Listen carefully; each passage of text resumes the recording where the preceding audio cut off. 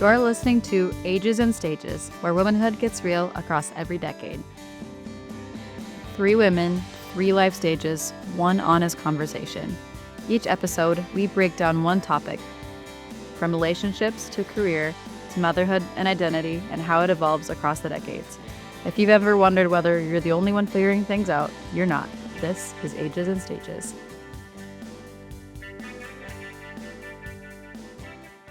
Today is episode 1, and we're going to be talking about becoming who we thought we would be Oh my goodness. at the different ages and stages of our lives. So, we hope that this is a informative, realistic, the honest truth type of podcast where we can just sit down and kind of talk about stuff. Yeah, thanks for tuning in today. Hopefully you guys can relate to something we say.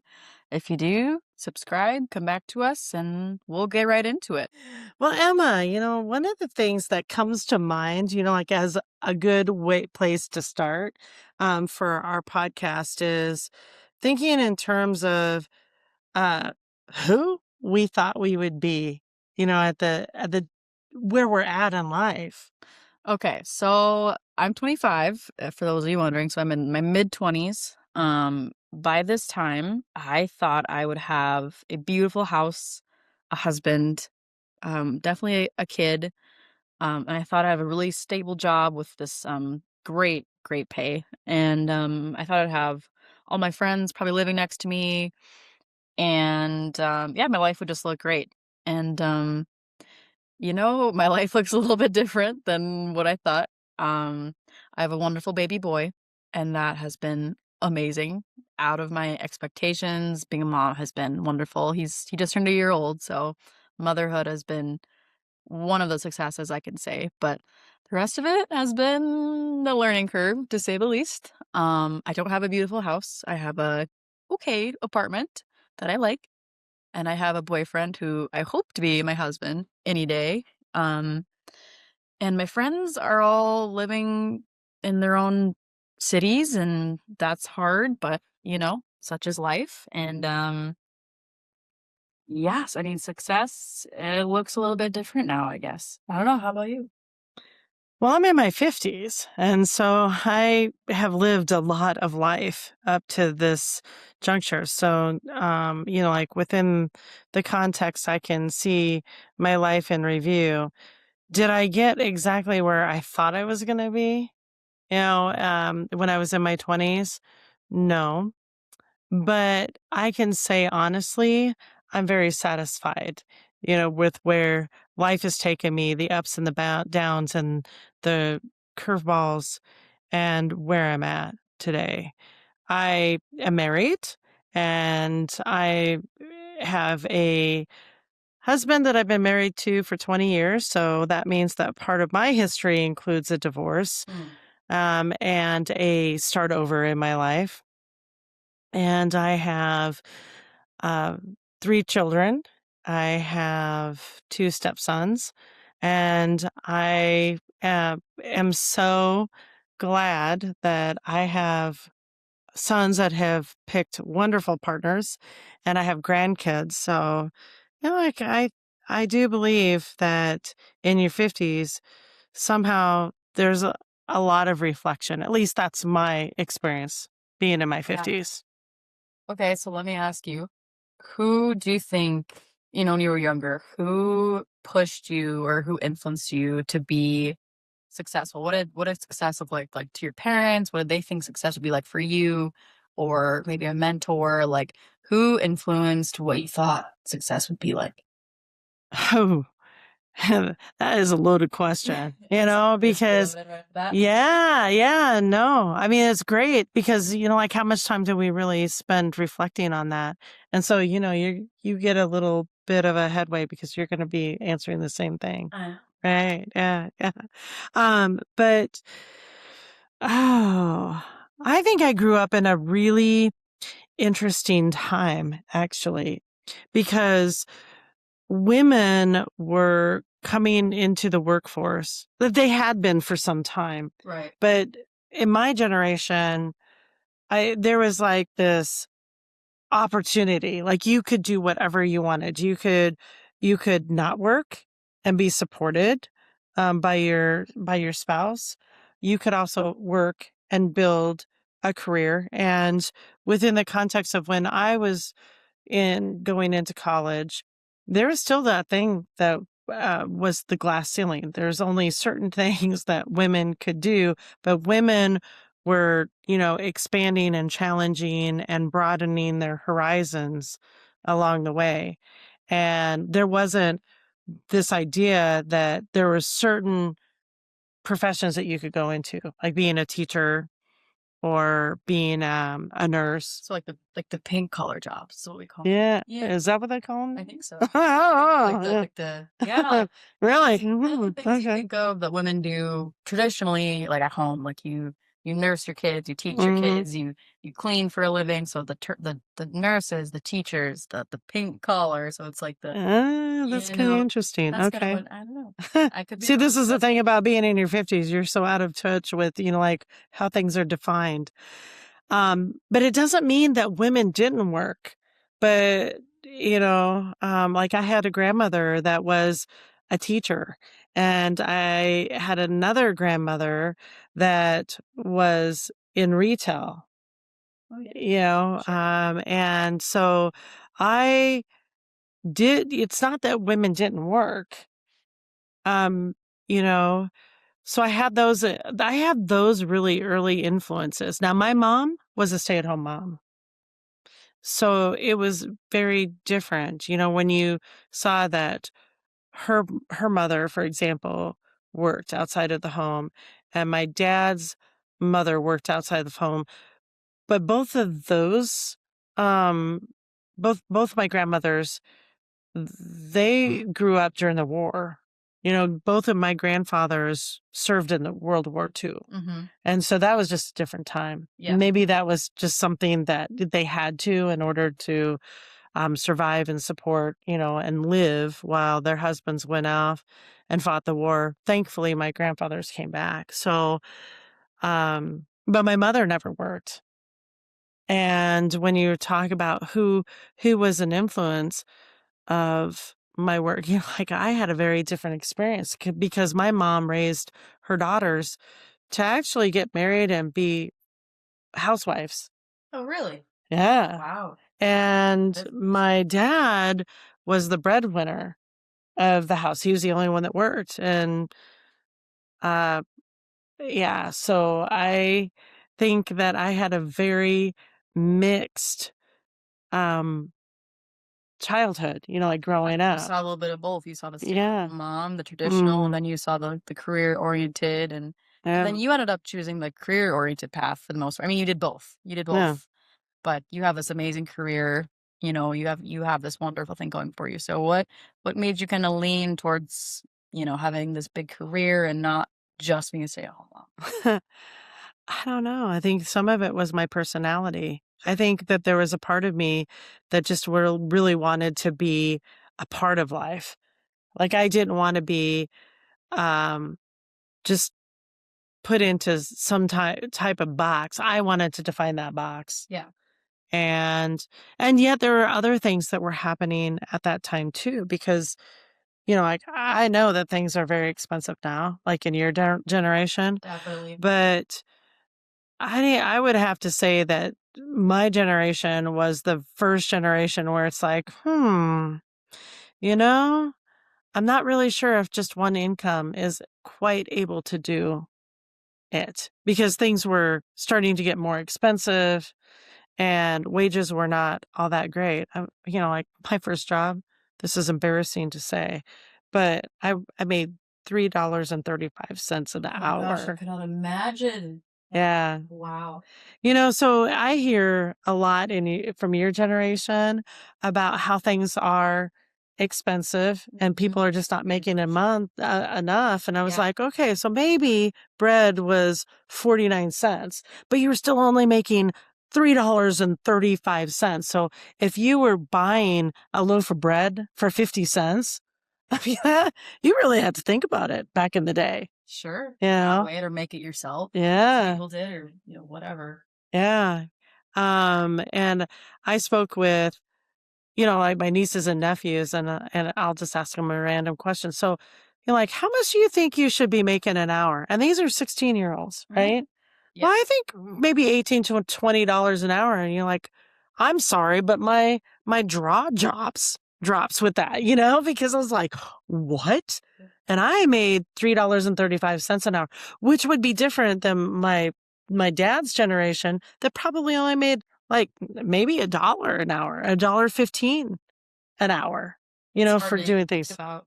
Yeah, and I Yeah. think, like, $20 an hour is, like, low even for today, like, to me, like, that's low, like, you could like, even with a partner, 20 if you both made 20 an hour, it's still hard, like, it's still paycheck to paycheck, that's not you know what I mean? Like, Hmm.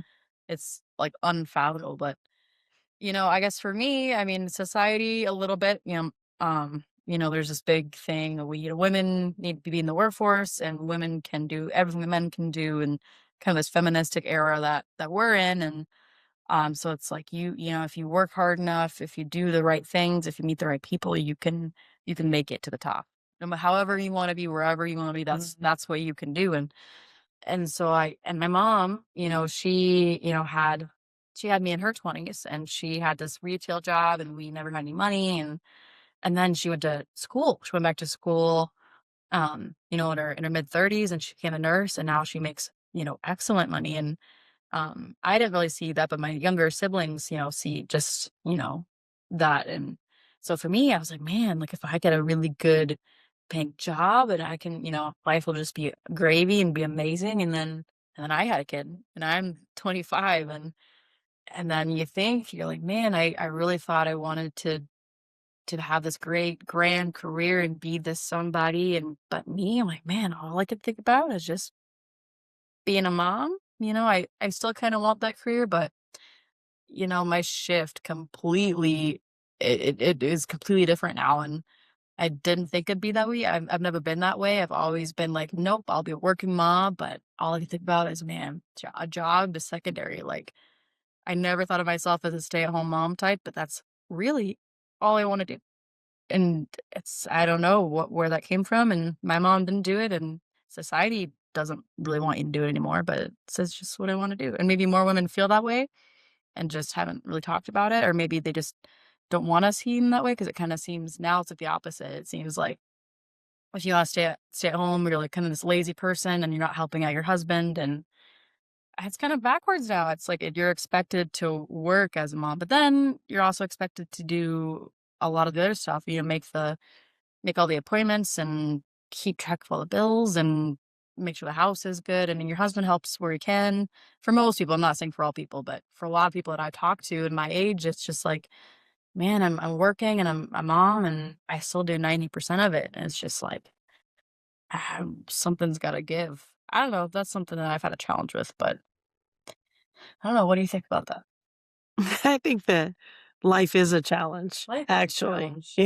and uh, there's so much of what you were saying and just listening to you Hmm. that it's like, oh, I remember myself, being there and putting a lot of pressure on myself, and always thinking that I was always falling short, of where I should be or where I felt like I needed to be and how life was working.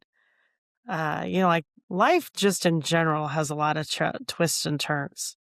And I do believe that every generation, probably since, I don't know, maybe the very beginning has had some type of challenge, something that they've had to work through.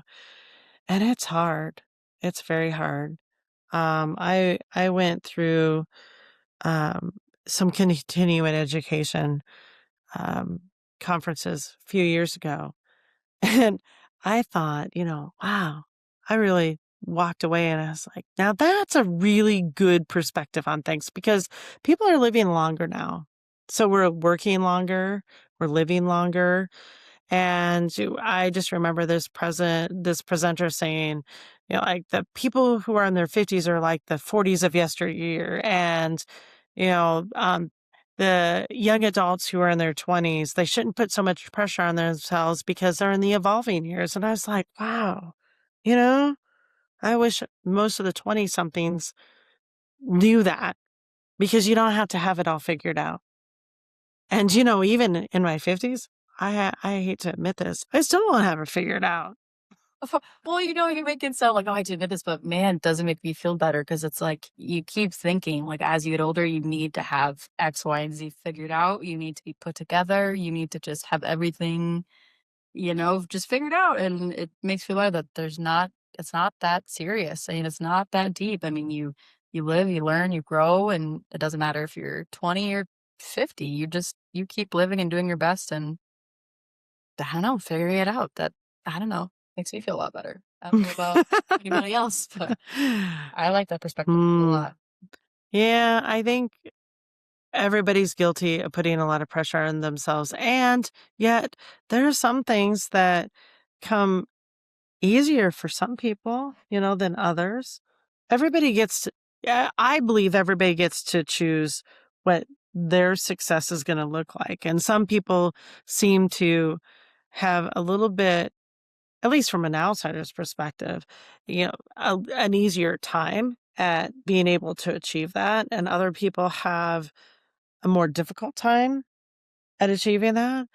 But, like, I've had lots of conversations with each one of my boys, and I'm like, "Don't be so hard on yourself. You are doing great. Do you know what m I w what my life was like at your age?" And they can only see, things from where I'm at now. I was like, "Hmm, well, I probably would have been a lot different. I'd probably be living in a $1,000,000 home if if, um if my life actually represented what their vision of my life is now. And they had that expectation of themselves, and I was like, "Ah, don't do Yeah. that. Don't do that." And expectations really they feel high. And I think part of it is, you're scrolling your phone every day, or you have all these friends that just seem to just know what they're doing. They have this job that they love. They somehow go on all these vacations, every year. They have all these brand new nice things, these cars, these houses, and they're young, and I put myself in that a lot. I'm like, man, I just compare to all these people. I'm like, what am I doing wrong? Like something I'm doing. Like I work so hard and I have a big heart and I'm really good to the people around me. But man, so I'm missing something, and it's Mm. hard to get out of your head like that because you just see everyone else it feels like you see everyone else just succeeding and just getting it right. And maybe that's just a social media thing and just you see a different side of it. But yeah, it's hard not to see that lens. Isn't that sad when you step back and you really listen to that? Because I do believe that everybody, to a certain degree, gets caught up into that. And that can be so self-defeating. And then you miss the most important part, which is everybody's life is representative of some of the things that happen. And there's really unfortunate things that happen to people. And there are some people that struggle more than others.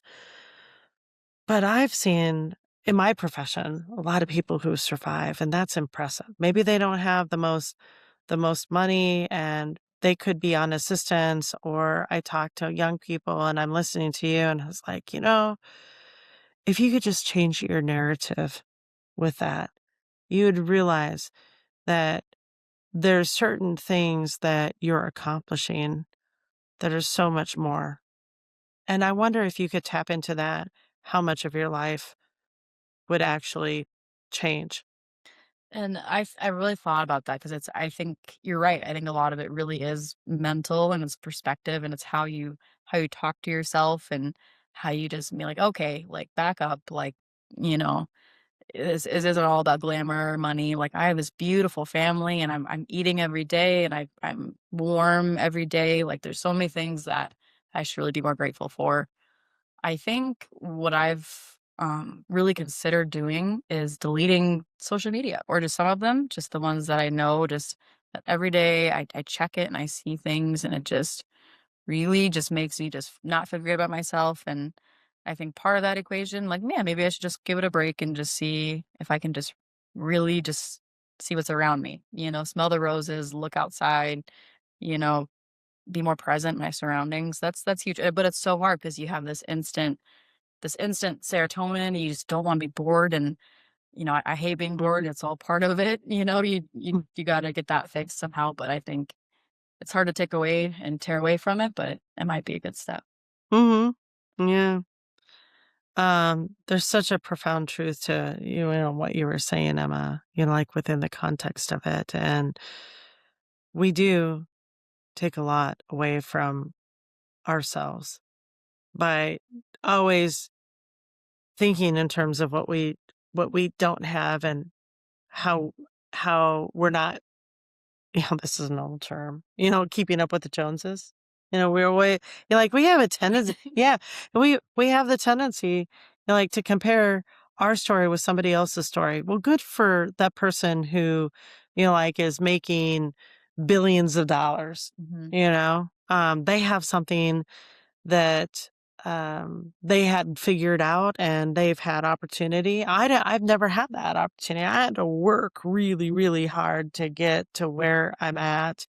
And I've had lots of startovers and redirects and different kinds of things like that. But I can now see, and give myself credit. Yeah, Yeah, that's awesome. yeah. Okay, so, you're in your 50s. What do you think I don't know, have you had any dreams that were concrete, in your younger years and completely just changed, or have you been pretty much the same? No, I think I've changed, except for there was one thing that was a constant in my life, and I don't know where this came from. Maybe maybe it's a uh, tenacious, strong-willed personality. I have no idea, but uh, the one thing that has been true is that no matter what I did, I always had to do well, not be a perfectionist, but to be exceptional, um, or better Mhm, than best. And for me, I set that standard that wherever I decided to go, I was going to be at that top level. Now, in my when I first started off in my late teens, right after I graduated from school, I wanted to be a lawyer. And then I wasn't going to just be a lawyer. I want to be a judge, like that was how I set my sights. But so I wasn't just going to get a bachelor's degree. I was going to, in that industry, like the top at the time was getting your JD. And that's what I was going to do. Well, I didn't get my JD. But I went a different direction, but I ended up getting a PhD. Like, not being at that top was not, I just wouldn't allow myself to do that. I don't know where that came from, but that was just something that I had always told myself, and that has never ever changed. that's aw yeah, I've had this one quote, and it's stuck with me. This coach told me this quote for one practice, and it was many years ago, but it stuck with me, and it said, "I don't care if you're a janitor, I don't care if you're CEO, whatever you do, be the best at it." And it made me rethink everything. Because at the time, I was working at the local gas station, and it was kind of like for me, it was an embarrassing job because Mm, you think of all these glamorous jobs, and it wasn't. It was, mhm, mopping the floor and tending to the register, mhm, but that quote stuck with me. It was like, "Whatever you do, no matter what it is, if you're janitor, if you're this big CEO, be the best at it." So I'd mop those floors with a little bit more, pep in my step, and I'd mhm, clean the windows a little bit mhm, longer, and I'd mhm, take more pride and just my work ethic. I could just feel it, just whatever I did, just put the best foot forward. mhm. It's really paid off. It's not easy to do, but it's something that's been really Right. good for me. And Yeah. I don't know, just my personality, my career. It's been something that's helped me a lot when I want to give up. Yeah. Interesting. I suppose everybody has something. But there were two things that stand out in my mind that were big influences. And one is funny. But Dr. Seuss, one Yeah. of my favorite stories was you can be a vet, you can fly a jet, from Dr. Seuss. And that was my favorite, like book growing up. And it was, I made it my kids' favorite. I don't know if they really thought it was their favorite, but I would read that. I was so excited when I had kids. I'm like, you can be a vet, you can fly a jet, and we'd read that every night. Um, but the other one actually was my grandfather, my dad's dad, because he was sick and it was pretty typical and common for people to not even graduate from high school. Yeah. And so he had an eighth grade education. And I remember that he would say that there's one thing that nobody can take away from you, and that is your education. That's probably why I ended up just, that was one thing that was a huge influence for Yeah. me. And so as a matter of fact, when I wrote my dissertation, you get to do a dedication. I dedicate it to my grandfather. Oh, that's great. Because, it's like there's one thing that you could never have taken away from you, which is your education. And, he valued that so much because he didn't have that. And that's just one thing that's always stuck with me. So I have a tremendous passion for education and teaching and giving back, like as a psychological provider, Mhm. that's like, that's a little bit of what I do, like I Yeah. incorporate that in my work with patients. So, Yeah. And for me, my experience was a little bit different. I loved school. I loved elementary school through high school. I loved college.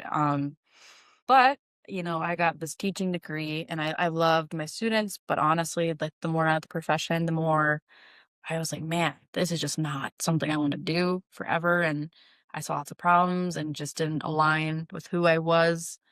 Even though I love and adored the kids, it just wasn't for me. And for me, I was really hard on myself, and I still am. And it's like you spend all this money and this time and the hours, and you build all these relationships and all the work you put in just to not do what your degree is. So, but at the end of the day, like you're right, I'm still so grateful that I got a higher education or any education. And I'm just, you're right. No one can take that away from me. Like I still did it. I still graduated. I still made it. I still got that diploma, or I actually have two, even though I don't use them. I mean, I do use them in different ways, just in my life, but not in my job. But that doesn't mean it was worthless. But I'm seeing a lot now. People are going with like the 2 year or like the practical, like the hands-on programs, and that's a really interesting societal shift too, because it's hmm these jobs are making lots of money, and women I'm found are getting more into these, welding, plumbing, things like that, and they're just doing really well too. So it's really cool to see the parallels and how we've kind of shifted, you know? yeah, Yeah. yeah. I don't know. I could never be a plumber or anything like that. But I'm glad that there are people who do that. Me too. One of the things that I do, if pride is not a bad word to have, I pride myself on just really appreciating people and what they do, because every job out there makes a difference Yes. in another person's life. Yeah. And I think that that's valuable. And I see so many people that don't recognize that. There's a lot of rude Oh, people out there and in the and world. and there's Yeah. a lot of jobs that make our lives much easier that we just don't think hmm of. They're not maybe glamorous, but man, they're necessary. Right. Okay, Right. so let me ask you a question. Okay.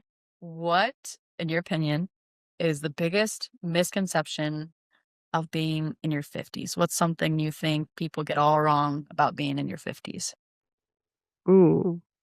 Again, kind of loaded question, Yeah, but it is a whatever. loaded Here we question. are getting I deep. don't know. I don't know if I want to be a representative for all 50-year-olds. Well, okay. But like for me, um I'd have to say just, like having conversations. Did did I do it right? Like, am I prepared for that next part of my journey? Because so many of my friends, like they're talking about retirement, and I don't know if I said this, but like I got a divorce and I had to start my life over. So I'm like, not only did I not understand how important it was to save that $25 pay period when I was in my 20s, because I was more focused on paying for diapers and making sure that my kids were fed, at that point in time. I didn't have $25, Yeah. like left over. But now, and then, like when I started, like finding my way, like going through a divorce and going through that financial upheaval in my life, and then having a lot of friends that never had that opportunity. They are far more prepared than I am. But I don't think I'm the only one that has had, like my kind of story. There are a lot of people I would like to think that are just like, oh my God, like, what's that going to look like? Yeah. And am I going to be able to provide for myself? And am I going to be okay? Like the other day when I went to the store, we went to Hy-Vee, and like, I I saw this older lady. I mean, I don't know how old she was, but she kind of looked like she was probably in her 70s or something. And she was working in the deli, like she had one of those hunchbacks, and she was cleaning out, like the salads and stuff. And I was like, what if I didn't do it right? What if I'm going to have to do that? Mhm. But then I had so much respect for her because I don't know her story. Maybe she was just bored. Yeah. Maybe she didn't have to, but she just wanted to do something. But, like I just have such a empathetic soul that it's like, but I don't know what her story is. And I just went up to the counter and I just smiled at her. I didn't say much to her because she was behind the glass, and I wasn't going to buy anything, and I wasn't going to have her stop doing what she was doing. Like I just smiled at her, and I said, I hope you have, like, I hope you've had a good day. I don't know if she could hear me, like Yeah. she just smiled back, you know? Sometimes that little smile or a little, like, "I hope you're having a good Mm, day," or just something just makes people's yeah. day, and I think there needs to be a lot more of that in this Yeah. world, we need a lot more. I think at my stage in life, I've really started to make sure that I just say something nice to people, no matter what they're doing. I thank them. Um, I do. I just try. Yeah. Yeah. So, I think for me, the biggest misconception that I can think is that people older people generally forget that, just because in your 20s doesn't mean you're I don't know, doesn't mean you're not smart, it doesn't mean you don't have life experience, it doesn't mean that you haven't had a hard time, it's you always hear this, like, "Just wait," it's that's a big one for me. It's, every time you have a little bit of a hard time, it's always someone older that's saying, "Oh, just wait," you think this is hard, "Oh, just wait till you get older," and I'm sure a lot of that's true, but it's like, man, just because I'm 25 doesn't mean I've had things happen and I've had hard times and so telling me to just wait just makes things for the future just seem so bad and so terrible. It makes me want to just rush and it's I don't know, it can be tricky because you wanna slow down and enjoy the moment, but everyone around you just says, "This is the only time in your life, in your 20s, in your prime." You have all this pressure to do everything and be fit and healthy and rich and adventurous and all the things and a good parent and a fun parent, and so, yeah, I'd say the biggest misconception is just, that just because you're in your 20s doesn't mean you haven't had life experience, you haven't had hard things happen to you, you're not struggling, like, it's not always fun and carefree and whatever, like, you know, I don't know. mm, That's just something I thought about. isn't it a sad thing, that part of life means that there's the potential of tragedy that comes Yeah. into, like part of living. Like I work with that a lot, being a psychological provider and working with patients, some of their stories. But I I think that's what makes you human, though. I mean, you No, really that's true. you feel deeply, you feel Mhm. all the things life has to offer, and sometimes that means, grief or a loss or hard times, but that just means you're human, you have a heart, you Mhm. have emotions, and I Mhm. think that makes you sometimes a better person because you can just relate and you can, empathize, and I don't know, you can be more better to other people because you get it. Yeah, very true, very true. Uh, Well, here we are. That's the honest truth, isn't it, Emma? sure is. Sure is. Oh my goodness. Well, I hope that what we've talked about today has resonated with some people out there. That is our goal, is to inspire and just kind of reflect and talk and, just encourage everybody to keep on doing their best, living their life to their fullest. And if you like what we're about, please feel free to subscribe to us. Yeah, come on next time. Thanks for tuning in. We'd love to have you. We've got lots more to cover, more deep conversation. Grab your coffee, grab your wine, grab your bestie, and let's talk about it. Let's get real. All right. Till the next time. Thanks for spending this time with us on Ages and Stages. If this conversation resonated with you, share it with a friend who might need it too. And don't forget to subscribe so you never miss an episode. You can follow us on Apple, Spotify, and YouTube for more behind the scenes moment and updates between episodes. Wherever you are in life, your stage matters, and we're so glad you're here. We'll see you next time.